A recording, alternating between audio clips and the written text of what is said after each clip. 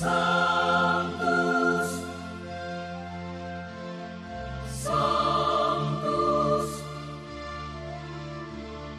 Sanctus Dominus Deus Sabaoth. Bapak, Ibu, dan saudara-saudariku yang terkasih dalam Tuhan kita Yesus Kristus, salam jumpa kembali, salam sejahtera untuk kita semua.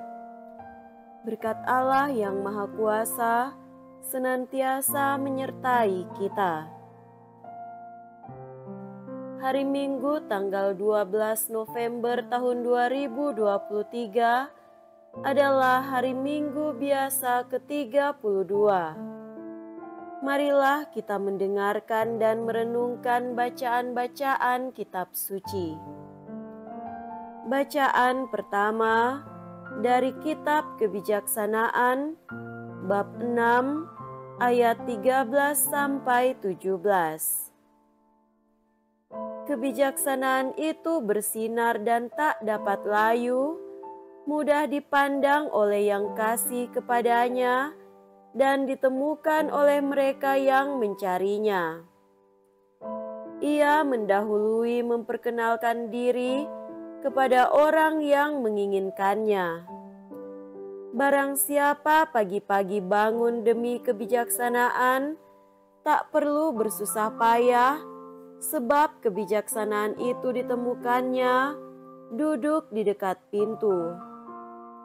Merenungkan kebijaksanaan merupakan pengertian sempurna, dan siapa yang berjaga karena kebijaksanaan segera akan bebas dari kesusahan. Sebab kebijaksanaan sendiri berkeliling mencari orang yang patut baginya, dan dengan rela memperlihatkan diri kepada mereka yang mencarinya. Kebijaksanaan dijumpai pada tiap-tiap pemikiran mereka. Demikianlah sabda Tuhan.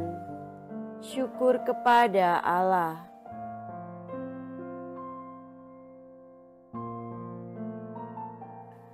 Bacaan kedua dari surat pertama Rasul Paulus kepada jemaat di Tesalonika, bab 4, ayat 13 sampai 18.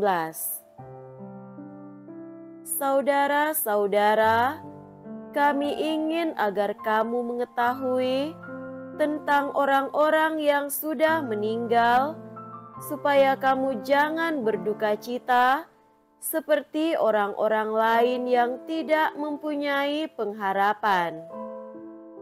Karena kalau kita percaya bahwa Yesus telah mati dan telah bangkit, maka kita percaya juga bahwa mereka yang telah meninggal dalam Yesus akan dikumpulkan Allah bersama dengan Yesus. Hal ini kami katakan kepadamu seturut sabda Allah ini. Kita yang hidup dan masih tinggal sampai kedatangan Tuhan sekali-kali takkan mendahului mereka yang sudah meninggal. Sebab pada waktu tanda diberikan, yaitu pada waktu penghulu malaikat berseru dan sangkakala Allah berbunyi, Tuhan sendiri akan turun dari surga. Dan mereka yang meninggal dalam Kristus Yesus akan lebih dahulu bangkit. Sesudah itu, kita yang hidup dan masih tinggal akan diangkat bersama-sama dengan mereka dalam awan, menyongsong Tuhan di angkasa. Karena itu, hendaklah saling menghibur dengan perkataan-perkataan ini. Demikianlah sabda Tuhan. Syukur kepada Allah.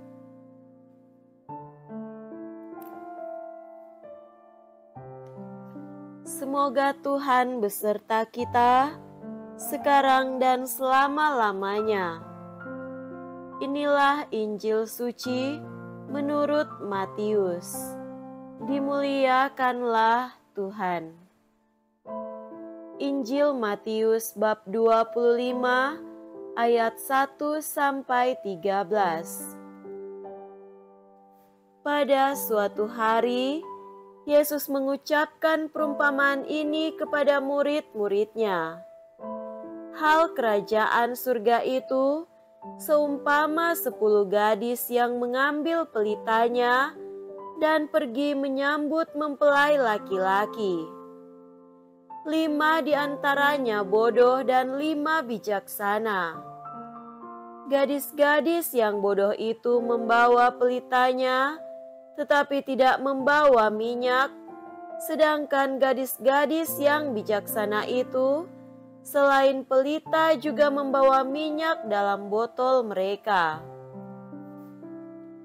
Tetapi karena mempelai itu lama tidak datang-datang juga, mengantuklah mereka semua lalu tertidur. Tengah malam terdengarlah suara berseru, "Mempelai datang, sambutlah dia." Gadis-gadis itu pun bangun semuanya, lalu membereskan pelita mereka.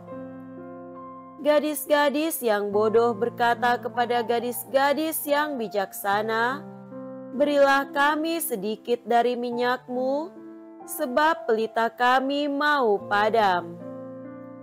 Tetapi yang bijaksana menjawab, "Tidak, nanti tidak cukup untuk kami dan untuk kamu.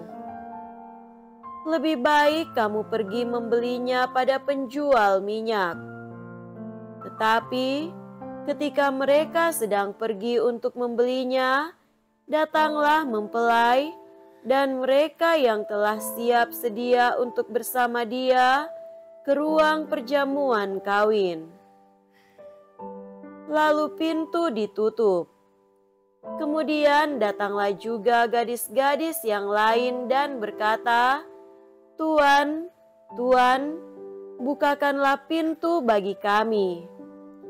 Tetapi dia menjawab, "Sungguh, aku berkata kepadamu, aku tidak mengenal kamu. Karena itu, berjaga-jagalah, sebab kamu tidak tahu hari maupun saatnya." Demikianlah sabda Tuhan. Terpujilah Kristus.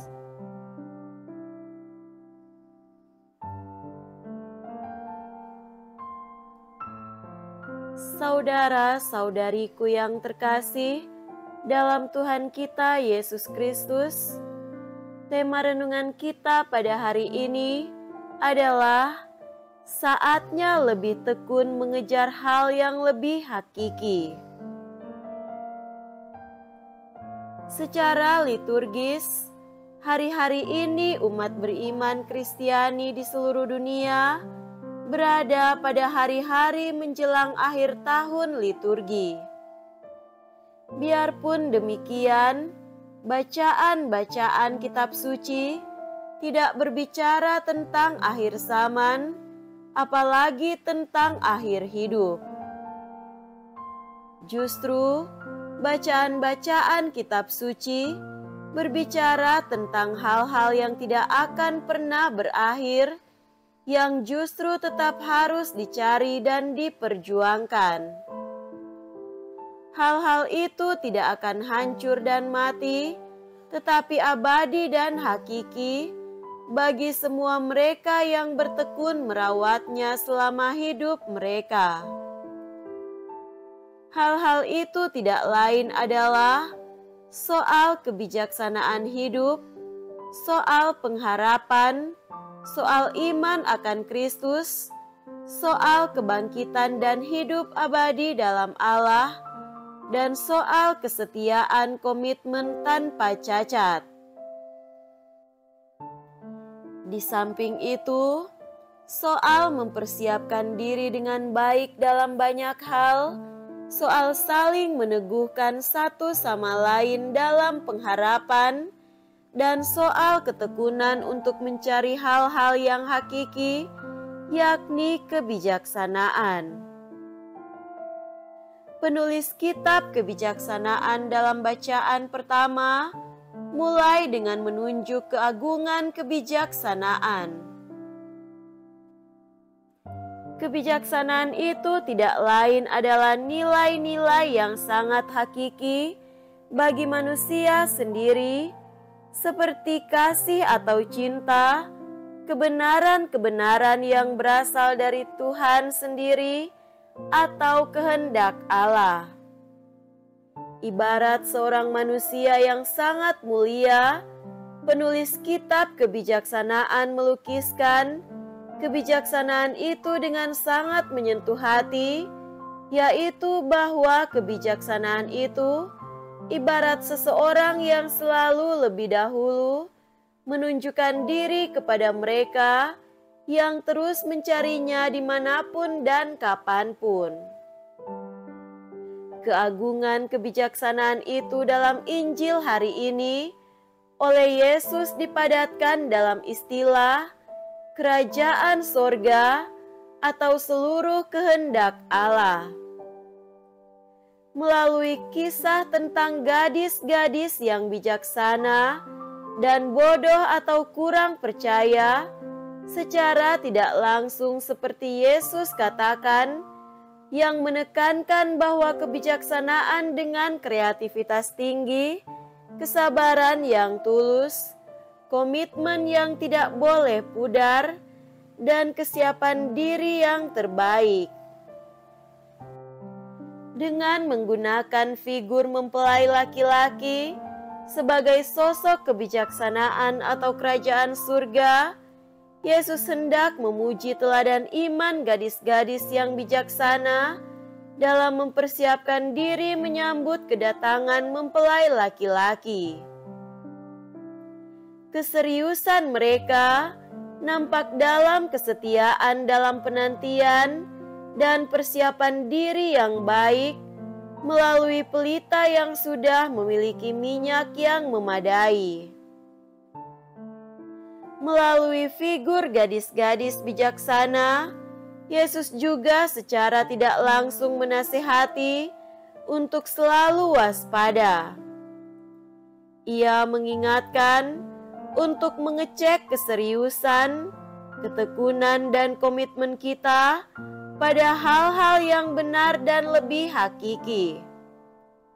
Pujian, ekspresiasi, dan kekagumannya terhadap keseriusan yang kreatif dari gadis-gadis yang bijaksana secara tidak langsung berisi ajakan Yesus untuk setiap orang agar memelihara komitmen, tekad, dan keseriusan dalam mengejar hal-hal yang jauh lebih abadi dan menyempurnakan hidup. Saudara-saudariku terkasih, kepada umat di Tesalonika, Paulus dalam bacaan kedua menasihati untuk bertekun dalam pengharapan akan keselamatan hidup.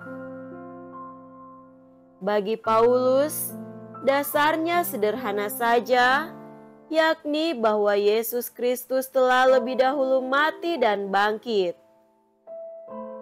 Tidak mungkin yang mengimani Dia dan kebangkitannya tidak dapat ikut bangkit bersama dengan Dia. Kebangkitan Kristus adalah kebangkitan semua yang percaya kepadanya.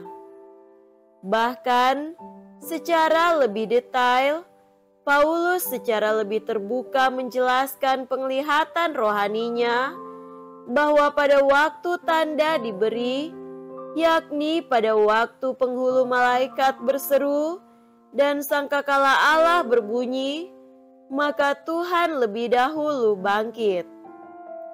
Sesudah itu, kita yang masih hidup, yang masih tinggal, akan diangkat bersama-sama dengan mereka di dalam awan menyongsong Tuhan di angkasa.